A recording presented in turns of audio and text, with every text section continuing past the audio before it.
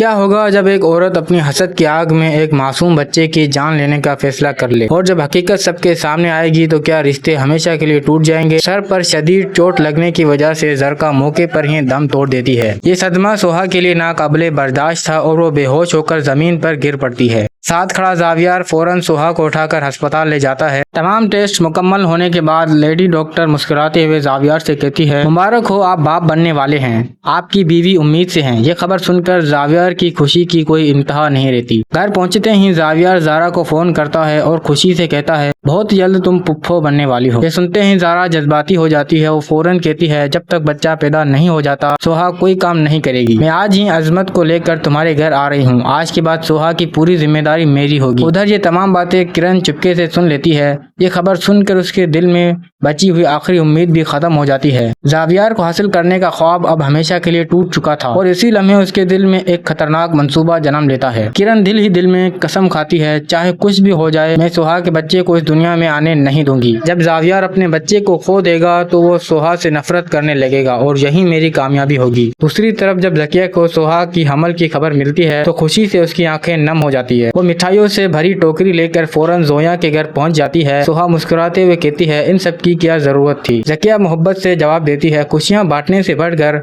और क्या खूबसूरत चीज हो सकती है। कुछ ही देर में असवद भी जारा के साथ घर पहुंच जाता है और पूरा घर खुशियों से भर जाता है। जारा सोहा की खिदमत में कोई कसर नहीं छोड़ती। वो हर वक्त सोहा के खाने पीने और आराम का खास ख्याल रखती है। लेकिन किरण से ये सब बर्दाश्त नहीं हो रहा था। हसद और नफरत ने उसकी सोच को मुकम्मल तौर पर बदल दिया था। जैसे जैसे सोहा की डिलीवरी का वक्त करीब आने लगा वैसे वैसे किरण अपनी साजिश को अमली जमा पहनाने लगी। एक रात मौका देखकर किरण सोहा के कमरे के बाहर फर्श पर तेल गिरा देती है ताकि सोहा फिसल कर गिर जाए और उसका हमल जाया हो जाए। लेकिन शायद खुदा को कुछ और ही मंजूर था। उसी रात सोहा से पहले अचानक जावियर की आंख खुल जाती है। जैसे ही वो कमरे से बाहर निकलता है उसकी नजर फर्श पर गिरे तेल पर पड़ती है। ये देखकर उसके होश उड़ जाते हैं। वो फौरन जारा को आवाज देता है। जारा तेल देखकर कहती है, ये सब जानबूझकर किया गया है।